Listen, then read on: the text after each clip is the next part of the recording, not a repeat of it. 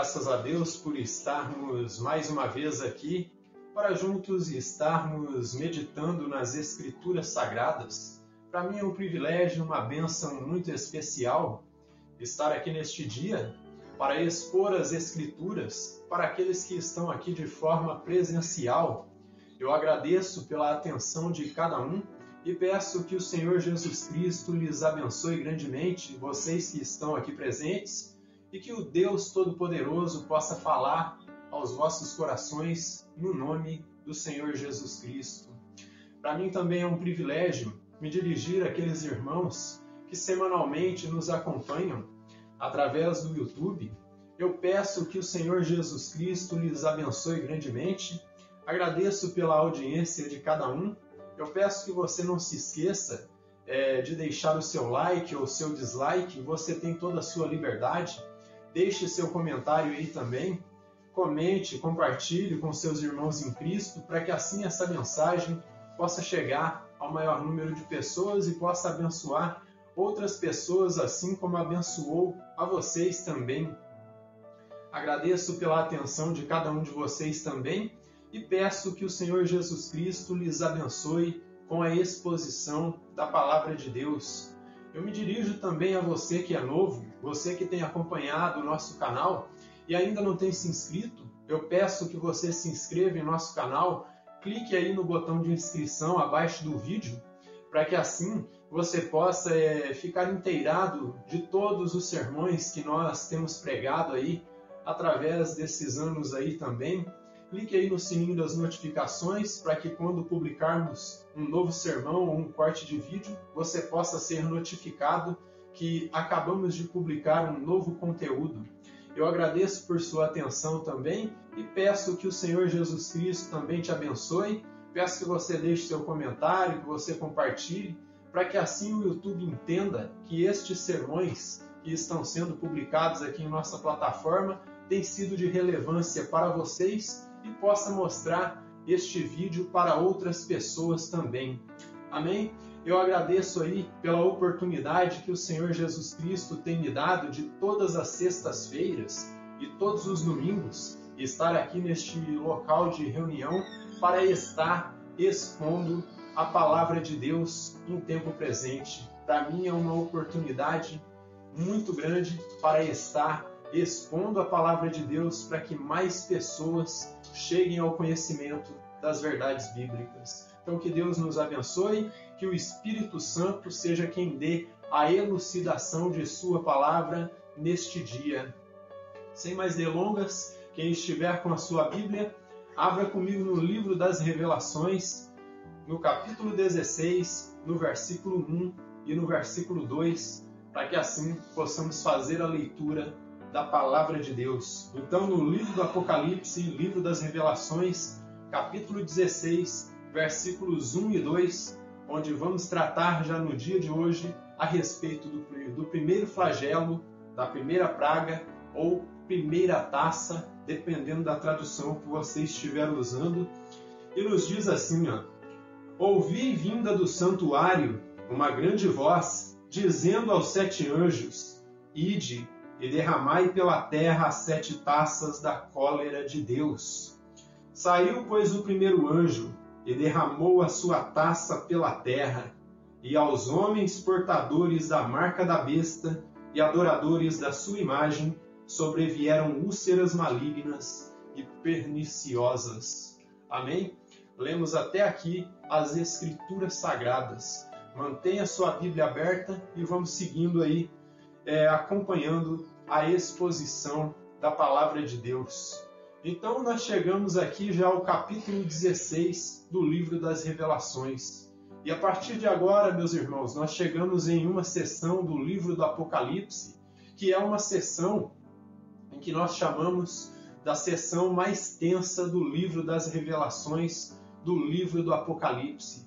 Porque já se passaram aí todas as oportunidades de misericórdia, se passaram aí a abertura dos 7 selos, se passaram o soar das 7 trombetas, onde Deus esteve aí incansavelmente, através dos seus pregadores, chamando os homens ao arrependimento.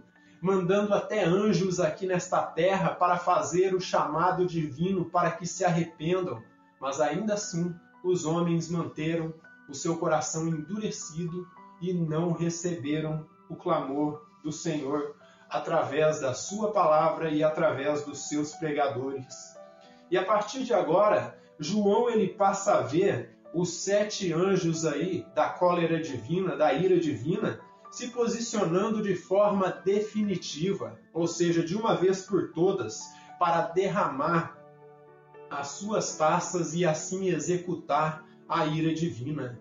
Então a visão que João tem agora nesta sessão aqui é dos 7 anjos se posicionando para derramar as suas taças e assim administrar a ira do Eterno. Então aqui já demonstra que já não há mais esperança para aqueles que receberam a marca da besta. Nesta sessão nós veremos muitas semelhanças aí, meus irmãos, entre essas taças, os 7 selos e as trombetas. Mas ainda assim, com tudo isso, existem diferenças que são gritantes, pois os selos e as trombetas, como eu disse, ainda davam oportunidade para os homens se arrependerem, para o arrependimento. Mas a partir de agora, meus irmãos, já não há mais misericórdia, pois esses juízos das 7 taças são juízos intensos e juízos definitivos. E o que eu quero dizer com definitivos? Já não haverá mais intervalos aí para que o homem se arrependa. Em todas essas sessões anteriores aí dos selos e das taças, nós vimos interlúdios, onde Deus dava uma pausa aí nas pragas e fazia um chamado para que os homens se arrependessem. Mas a partir de agora já não tem mais esses intervalos, já não tem mais esses interlúdios. Os selos atingiram 1/4 do planeta Terra. As trombetas, 1/3 de tudo o que existe. E de forma aleatória, sem um endereço certo, mas agora há um alvo definido. E o alvo são os ímpios. O alvo dessas pragas são os indivíduos que adoraram a besta e receberam a sua marca e adoraram o anticristo. Portanto, essas pragas aí vão afetar apenas os ímpios, os rebeldes que deliberadamente aí rejeitaram a Cristo e preferiram adorar o anticristo aí com o objetivo de receber aí benefícios efêmeros, passageiros aqui nesta terra. Então eles creram no anticristo e no falso profeta. Essas 7 pragas, elas vão nos trazer à memória as 10 pragas do Egito, porque como nós vemos aí, a primeira praga que o Senhor derrama sobre os ímpios aí é a praga das úlceras. Mas abra comigo aí em Êxodo 9, do versículo 1 até o 4. Mantenha o seu dedão aí no capítulo 16 do livro das Revelações, marcando aí para seguirmos com a exposição. Vamos dar um pulinho aqui em Êxodo, mas logo vocês retornem lá para o capítulo 16 do livro das Revelações.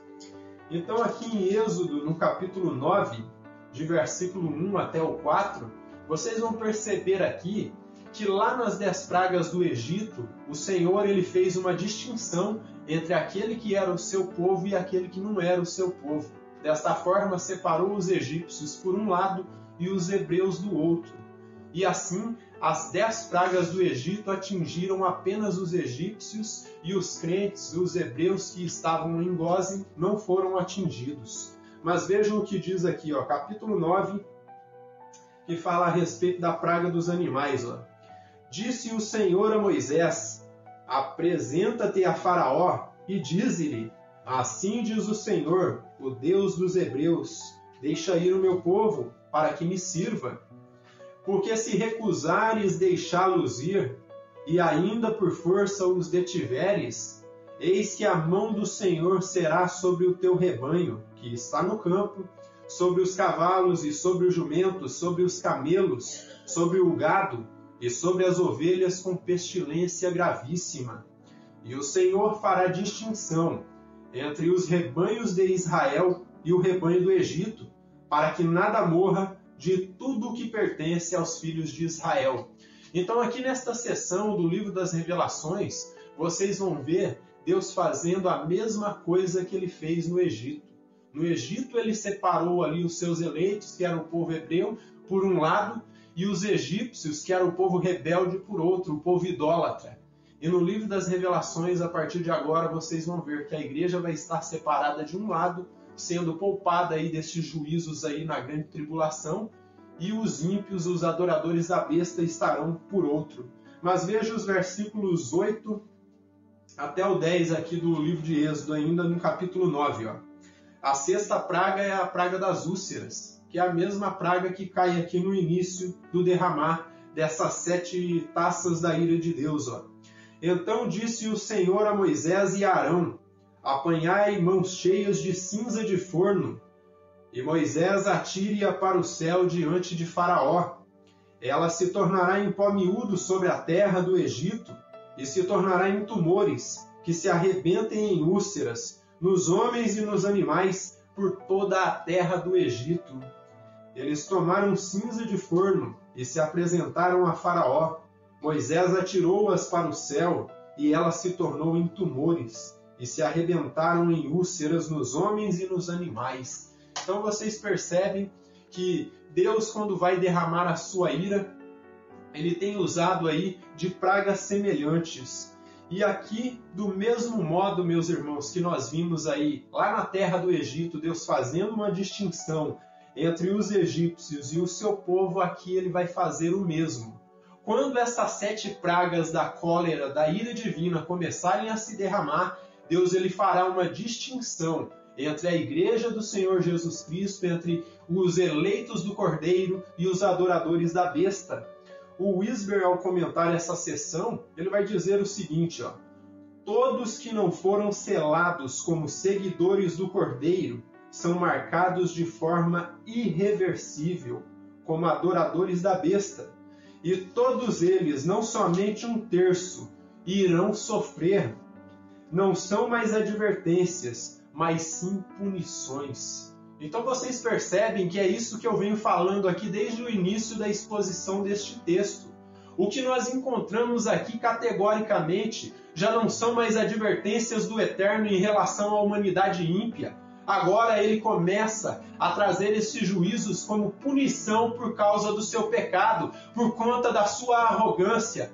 E aí, depravação e dependência não do Cristo genuíno, mas dependência do anticristo. E por isso que o Wisber ele diz aí em seu comentário que aqueles que foram marcados com a marca da besta foram marcados de forma irreversível. E eu gosto da fala de um irmão batista, muito conhecido aí nas redes sociais, o pastor Lamartine Pozella. Ele fala que uma vez que a pessoa foi marcada com a marca da besta, aí ela dançou.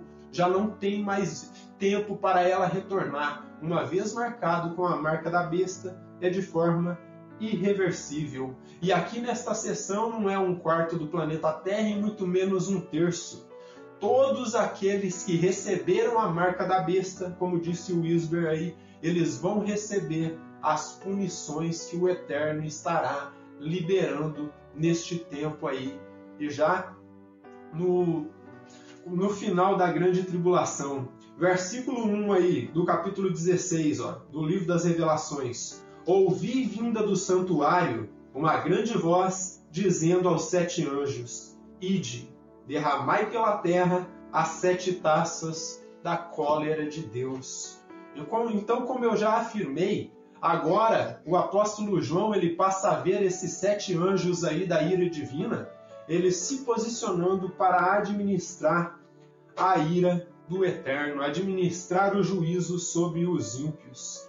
Esse verso foi escrito com o objetivo de nos mostrar que a ira divina no período das 7 taças será derramada de forma contínua, isto é, como eu disse anteriormente, sem mais interrupções, e apenas sobre os moradores da terra. E moradores da terra aqui dentro do livro das Revelações, eu já ensinei para vocês em outras ocasiões que não significa, de fato, todas as pessoas que estão no planeta Terra.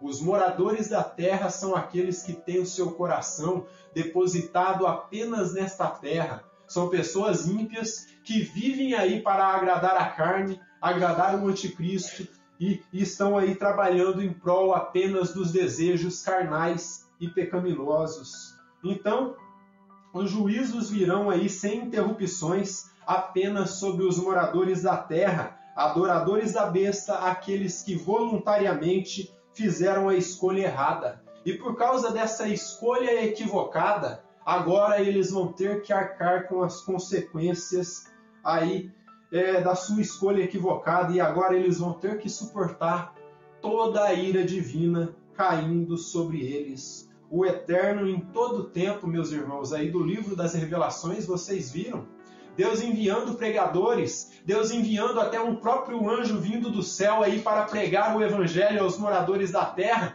e adverti-los que esse dia da ira estava chegando.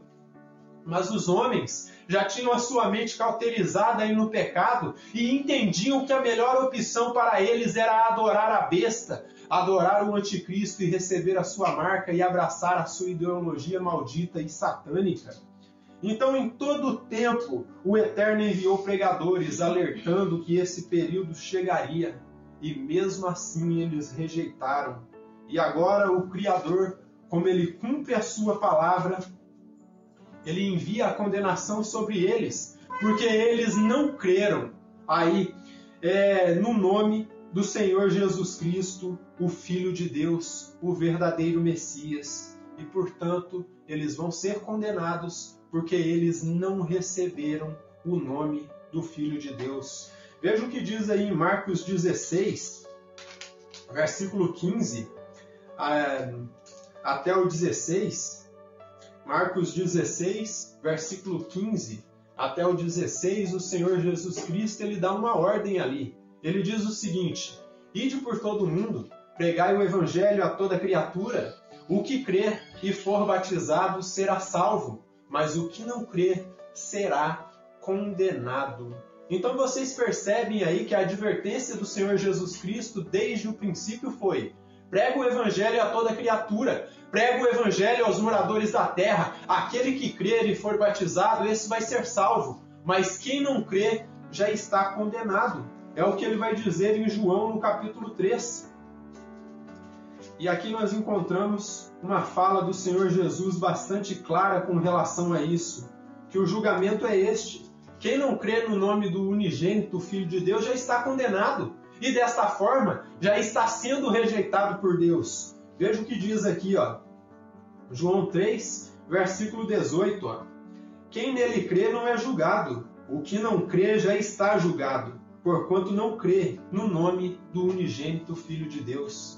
Então vocês percebem, Deus alertou, Deus mandou aí 144 mil judeus para pregar o evangelho no período da grande tribulação, mandou as duas testemunhas, por fim mandou um anjo vindo do céu alertando no capítulo 14, e mesmo assim eles rejeitaram e não obedeceram à voz de Deus, e não temeram a Deus, não lhe deram glória como o anjo pedia para eles, e assim eles estão sendo condenados agora, porque eles não creram no nome do unigênito Filho de Deus. E veja o que diz o verso 35 e 36 do capítulo 3 de João ainda. O Pai ama o Filho e todas as coisas tem confiado em sua mão. Deus confiou nas mãos do seu Filho Jesus Cristo a autoridade no céu e na terra. Ele confiou ao Senhor Jesus Cristo a autoridade para julgar as nações. E é o que ele está fazendo aqui. Ele está julgando aqueles que não o receberam. E o verso 36, por isso quem crê no Filho tem a vida eterna, por isso quem crê no Filho tem a vida eterna, o que todavia se mantém rebelde contra o Filho, não verá a vida, mas sobre ele permanece o que aí? A ira de Deus. Então, o que nós estamos vendo aqui no livro das Revelações, no capítulo 16, já em sua primeira sessão, é Deus demonstrando que todo aquele que rejeita o seu Filho Jesus Cristo só tem sobre ele a ira divina, porque a condenação é esta: Jesus Cristo veio ao mundo não para que julgasse o mundo, mas que o mundo fosse salvo por ele, mas o mundo não o conheceu, o mundo o rejeitou.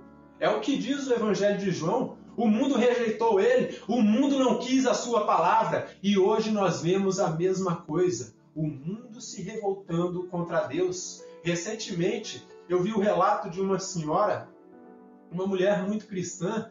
Ela, com o coração pesado em sua inocência, ela se dirige diante de uma clínica de aborto e ali ela começa a orar em silêncio. Ela começa a orar ali em sua mente e pedir para que Deus tenha misericórdia dos abortistas que estão ali dentro daquela clínica, que diariamente têm matado vidas inocentes. E de repente, sem ela perceber, de forma sutil, chega um oficial da polícia. Não sei dizer se nos Estados Unidos tem essa divisão aí de polícia militar e polícia civil, mas era um oficial ali da polícia. E chega perante ela e começa a fazer questionamentos ali diante dela e pergunta para ela: minha senhora, a senhora faz parte aí de uma ONG de protestos contra a liberdade de escolha das pessoas, ou a senhora faz parte aí de uma ONG de protestos aí que é pró-vida? Daqui a senhora pertence, e ela confirma que ela é pró-vida. Ela não é contra a vida, ela é contra o aborto. E ela é convidada a se retirar dali e é levada presa por simplesmente estar orando. Até que ponto chega, meus irmãos, a rebeldia dos seres humanos que não conhecem a palavra de Deus? O reverendo Jonatas Bragato, ao comentar sobre isso aí, ele nos contava, por meio aí de seus vídeos aí na internet, dizendo o seguinte, que isso é o reflexo do que acontece com uma nação, com um povo que rejeita a palavra de Deus e que abraça o paganismo. Já não tem mais errado e certo, abraça o secularismo, abraça a ideologia satânica do diabo e desta forma se afasta de Deus. E a única coisa que resta para estas pessoas agora é o juízo divino. João, aqui neste texto, ao se referir à voz do Eterno, ele usa a palavra megalis, ali na língua grega, e ele usa essa palavra megalis aí, que significa grande, para descrever a potência da voz de Deus, quando ordena aos 7 anjos que derramem as suas taças. E isso revela para nós o quão implacável será a condenação e o julgamento dos ímpios. E o julgamento dos ímpios, os adoradores da besta. Por isso a voz é grande, por isso essa voz tem alta intensidade, porque é uma voz de condenação, uma voz que diz: vai, levantai-vos, ide e derramai pela terra as 7 taças da ira de Deus, da cólera divina. E dessa forma, o Eterno ele revela para nós o seu caráter santo, o seu caráter justo também, e assim ele demonstra que ele ama a santidade, só que por outro lado ele aborrece, ele reprova o pecado e condena o pecador que não se arrepende. Será que é tempo desta geração em que nós estamos vivendo, meus irmãos, compreenderem que eles são pecadores, que eles necessitam de arrependimento e entenderem que Deus ele abomina o pecado? Ele não ama o pecador que não se arrepende. Ele chama os pecadores ao arrependimento e diz: eu estou aborrecendo o pecado, eu estou enojado com o pecado e depravação que vocês estão se afundando, e por isso eu conclamo a vocês que se arrependam, porque esse dia aí do derramamento dessas 7 taças vai chegar. Porque se não fosse verdade, João não tinha visto isso em visão, e João não teria escrito se não fosse verdade. Então saiba, vocês acham que Deus é apenas amor, vocês acham que Ele é apenas um cordeirinho inocente, que não vai fazer nada com vocês, mas chega um momento que vai se cumprir o que é dito naquele cântico que os jovens adoram cantar, que ruja o leão ele vai rugir, e quando o leão rugir, já não adianta mais pedir misericórdia, não adianta se arrepender, porque a partir dali o rugido do leão vai ser intenso e ele vai derramar toda a sua cólera divina.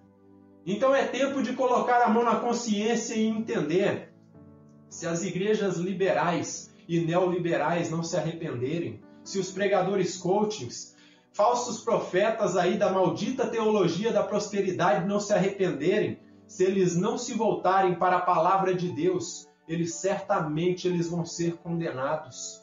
E vocês que amam a depravação, vocês que amam o secularismo, e aí a diversidade, entendam que existe uma verdade absoluta e essa verdade absoluta não pode ser restringida. Existe o certo e existe o errado.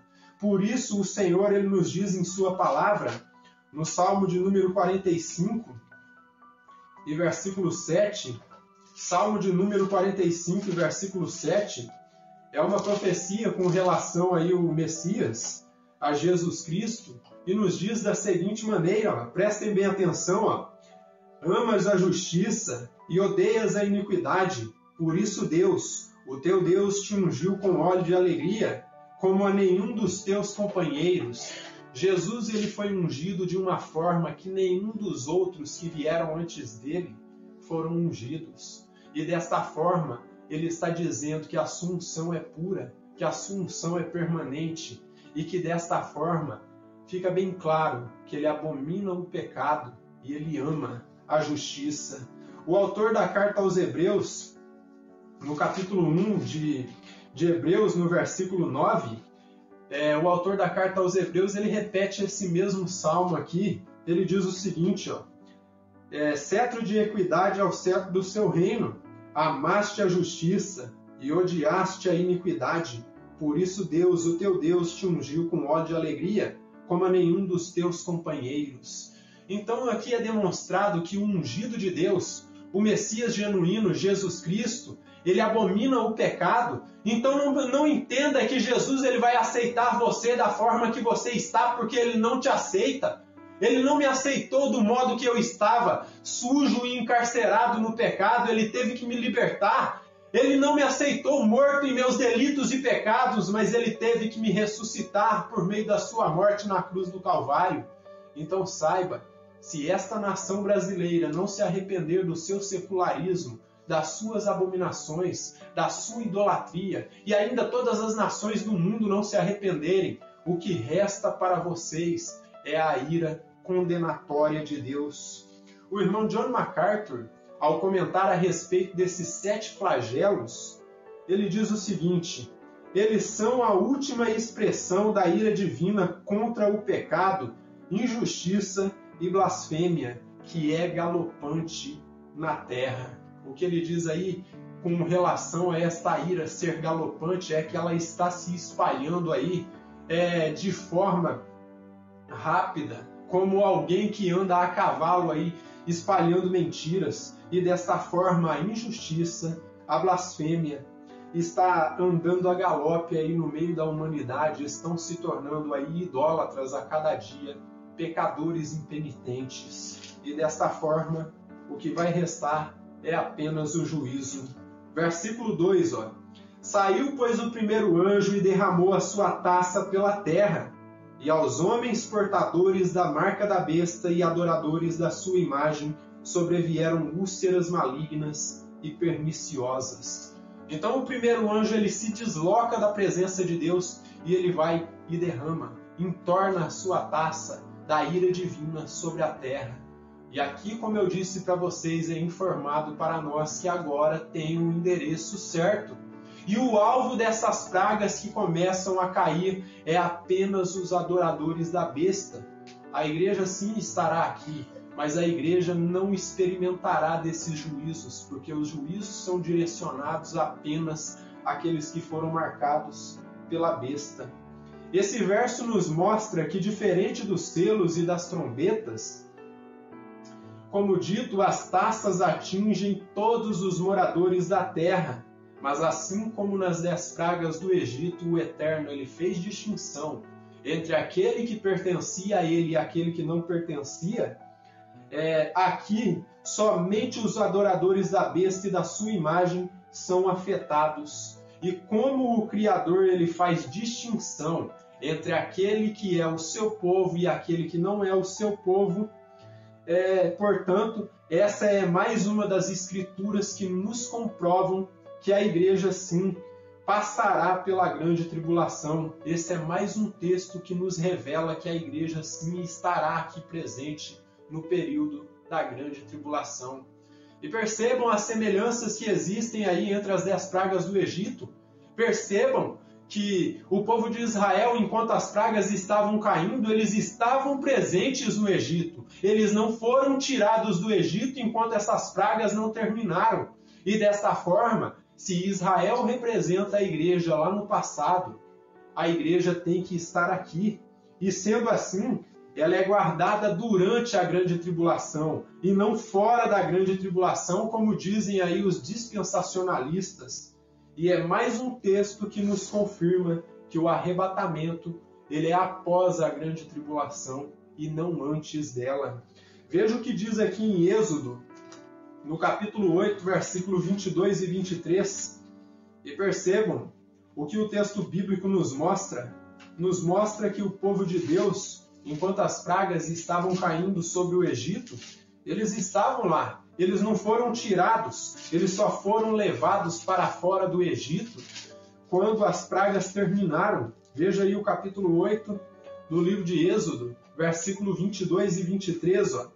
E por isso que eu digo que anteriormente, no passado, eu fui sim pré-tribulacionista, porque todos os crentes aqui do Brasil, quando têm sua formação, acabam se tornando pré-tribulacionistas. Mas à medida que eu fui estudando o texto bíblico, eu fui percebendo que a posição pós-tribulacionista ela é mais consistente com o texto bíblico. E veja o que diz aqui, ó, Êxodo 8, 22 e 23. Ó.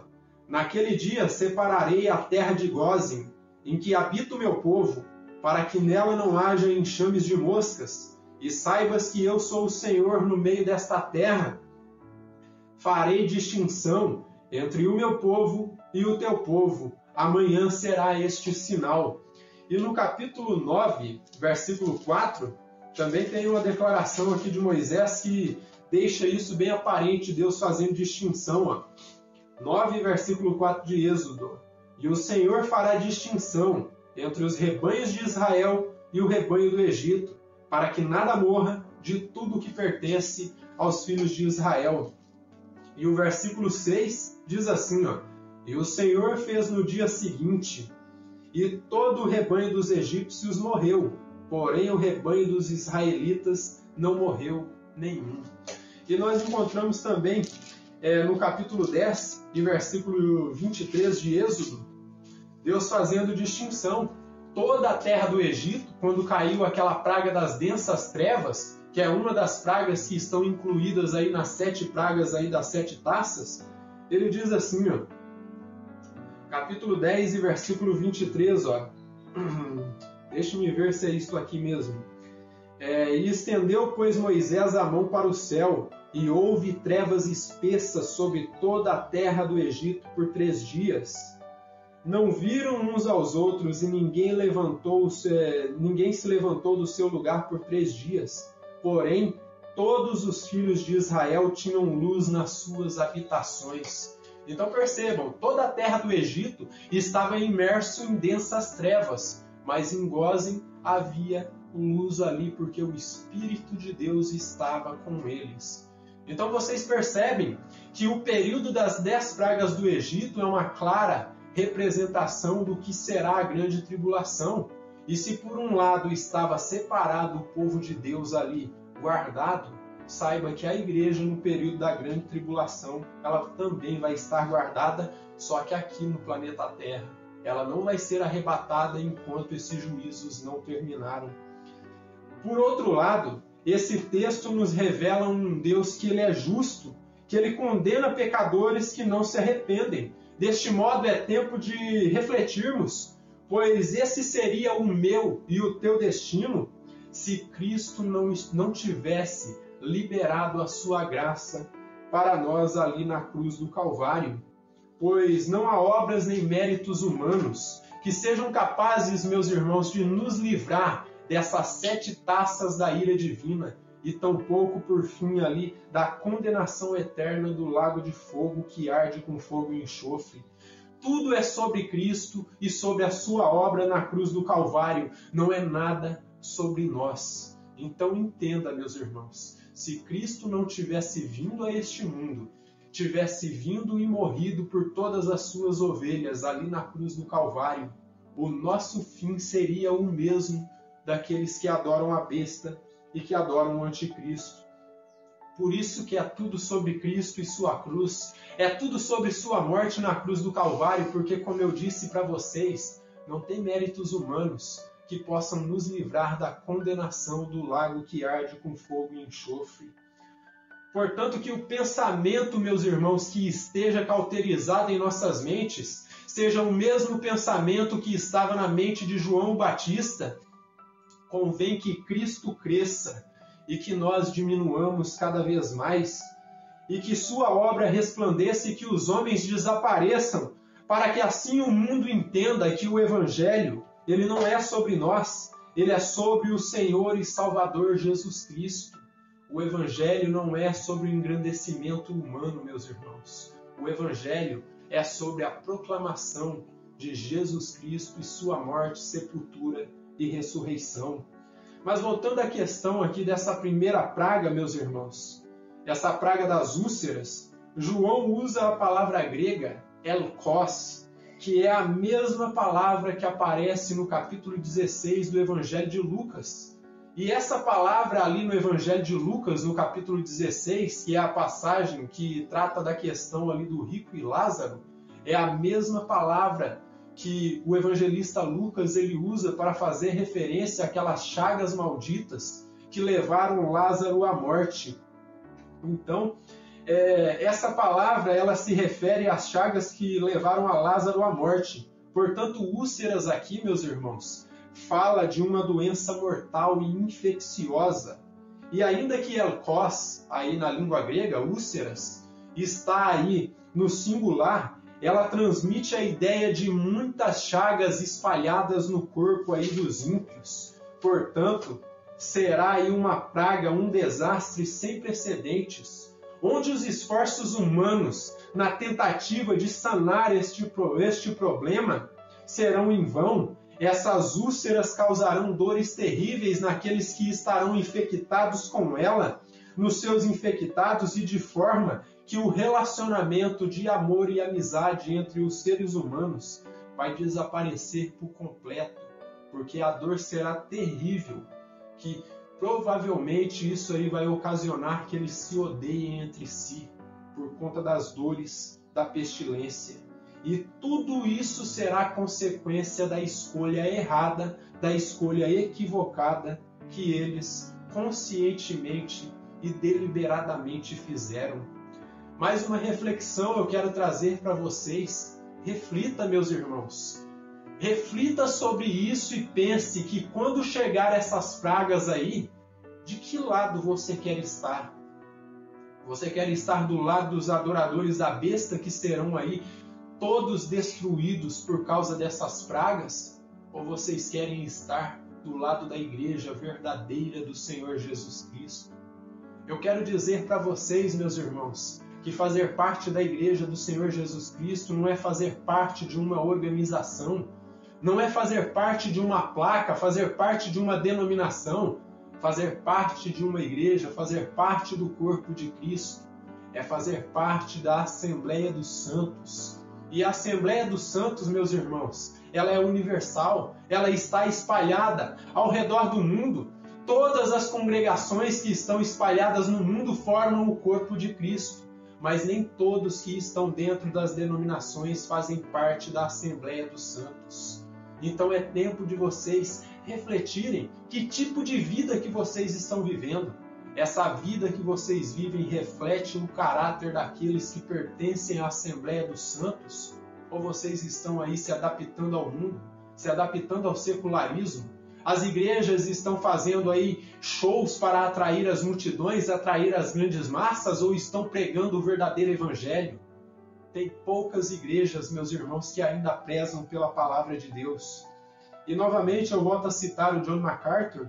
Ao comentar esse verso, ele diz algo de suma importância aqui, e eu extraí esse trecho de sua fala. Ele diz o seguinte, os seguidores do anticristo estão sofrendo as consequências de ter rejeitado a pregação do Evangelho e do aviso do anjo que foi dado no capítulo 14 e versículo 7. Veja o que diz aqui no capítulo 14 do livro das Revelações e versículo 7.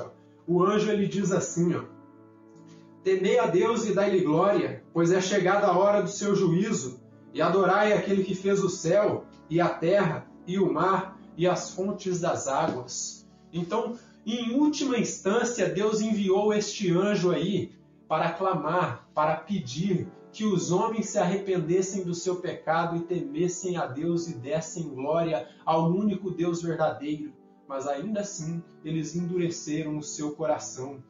Desta forma, eu posso terminar, meus irmãos, com algumas aplicações que nós aprendemos aqui com esse texto. Mas antes disso, reflita também sobre outra coisa, sobre o caráter de Deus. Deus, ele não é injusto, ele não é um Deus déspota, ele não é um ditador. E por isso que ele, como dizia Calvino, ele estende a sua mão aberta para todos. Mas tem uma diferença, meus irmãos. Jesus, ele só segura na mão dos seus eleitos. Ele só segura na mão aí das suas ovelhas. A oferta de salvação é dada sinceramente da parte de Deus, mas somente aqueles que creem recebem a segurança de vida eterna. Somente os que creem recebem aí a segurança de ter o eterno segurando em suas mãos. Calvino categoricamente falou isso aí, que Deus estende a sua mão aberta para todos, só que ele segura apenas na mão dos seus eleitos. Então este é o quadro mostrado aqui para nós. A partir de agora, meus irmãos, o Senhor, ele começa a segurar os seus eleitos, mantê-los aí fiéis durante a grande tribulação, e por outro lado, ele começa a executar a sua ira sobre aqueles que não quiseram ouvir a voz do seu Filho. A primeira lição que eu quero trazer para vocês, esse texto nos ensina, meus irmãos, que toda decisão que nós tomarmos aqui nesta terra, sejam elas certas ou erradas, independente do que pensamos ou do que queiramos, vamos ter que arcar com as consequências delas. Portanto, queridos amigos, é de suma importância que eu, como pastor, e que vocês, como povo de Deus, entendam quem é Jesus Cristo de fato e qual é a importância que tem a sua obra na cruz do Calvário, o que ela representa para nós. Certa feita eu vi um pastor comentando a respeito de pastores aqui do Brasil, e ele dizia o seguinte: se pegarmos 1000 pastores aí que frequentam igrejas, que são líderes de igrejas, e pedirmos para eles sintetizarem 20 fundamentos aí da salvação, eles não vão conseguir fazer. E por que? Ele dizia, já era um pastor ancião, já idoso, porque eles não conhecem. E se não conhecem, como é que podem trazer palavras de vida para o povo? Os pastores têm que se aprofundar no texto bíblico, entender o fundamento da salvação, entender quem é Jesus Cristo, entender a importância de sua obra na cruz do Calvário, porque senão não faz sentido estar todos os domingos na igreja pregando. E pregando o quê? Será que estão pregando o Evangelho? Será que estão expondo a palavra de Deus? Porque se não estiverem expondo o texto bíblico, Deus não está falando. E se Deus não está falando, pessoas não estão sendo regeneradas, pessoas não estão sendo alimentadas com a palavra de Deus. Então não faz sentido ir para o culto e pregar, porque se não se prega a palavra de Deus, Deus não está falando. É necessário que os pastores entendam quem é Jesus Cristo, qual a importância de sua obra, para que o povo entenda de fato quem é Jesus e qual a importância de sua obra. Porque senão nós vamos invalidar a palavra de Deus, vamos invalidar a sua obra. Mas se nós conhecermos a obra de Cristo, conhecermos quem é Jesus Cristo, nós não vamos invalidá-la. Nós vamos honrar a sua palavra, obedecer a sua palavra, honrar a sua palavra, honrar a sua morte na cruz do Calvário. É a única coisa que tem verdadeiro valor para nós, é a palavra de Deus aqui nesta terra. E o seu sacrifício vicário na cruz do Calvário é a única coisa que tem valor neste mundo. E a única forma, meus irmãos, de entendermos é nos aprofundando, conhecendo a palavra de Deus. E como dizia este velho pastor que comentei aí, é necessário que os pastores se aprofundem na palavra de Deus e entendam quais são os fundamentos da salvação, porque se não entender, como eu disse, não faz sentido eles estarem no púlpito pregando. Então, é necessário conhecer as Escrituras.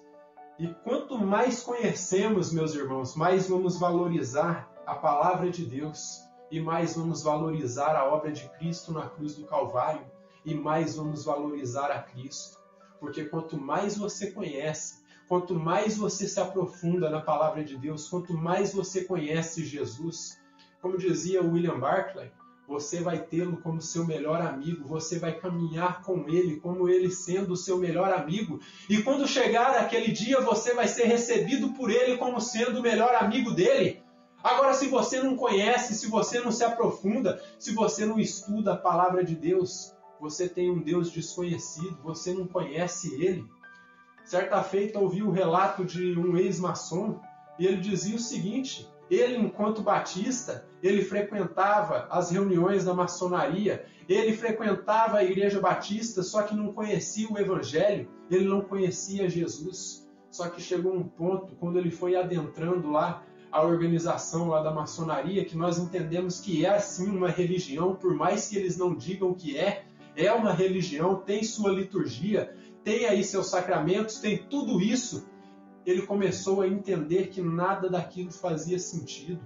Ele começou a se voltar para a palavra e quando ele percebeu o que era de fato o evangelho do nosso Senhor Jesus Cristo, ele teve que romper. Porque não tinha como ele servir a dois senhores, servir a Jesus Cristo de acordo às Escrituras. E quando ele fosse na loja maçônica, ele servisse a Gadu, o grande arquiteto do universo. Não fazia sentido. Então nós temos que entender, meus irmãos, nós temos que conhecer quem é Jesus para servir o Jesus verdadeiro. Porque tem muitas pessoas pregando em nome de Jesus, só que você deve analisar que Jesus é esse que eles estão pregando. Será que é um Jesus feito aos seus moldes aí na sua cabeça, ao seu bel prazer? Ou é o Jesus bíblico? Paulo ele dizia: se vocês receberem outro evangelho além do que eu tenho pregado, que seja anátema. Se vocês receberem outro Jesus, além daquele que eu tenho pregado, ele dizia na versão Almeida Revista Corrigida, com razão vocês vão sofrer, porque vocês têm recebido um Jesus diferente. Então é necessário conhecer a palavra de Deus para que nós entendamos quem é Jesus, para servirmos o Jesus bíblico, o Jesus das Escrituras. E como eu disse, é a única coisa que tem verdadeiro valor neste mundo. E a única forma de entendermos é conhecendo. E quanto mais conhecemos, mais damos valor. Porque se não for dessa forma, se não entendermos essa realidade das Escrituras, que é Jesus Cristo, o único Deus verdadeiro, o único Messias, a única coisa que resta para nós, meus irmãos, é a mesma condenação dos ímpios. E por fim, outra lição importante que nós aprendemos aqui com esse texto é que no tempo do fim, meus irmãos, não haverá religião nominal. E o que eu quero dizer com religião nominal? Da boca para fora, coisa do tipo assim, eu posso dizer para vocês, a pessoa diz assim, eu sou cristão, às vezes eu vou à igreja, às vezes não.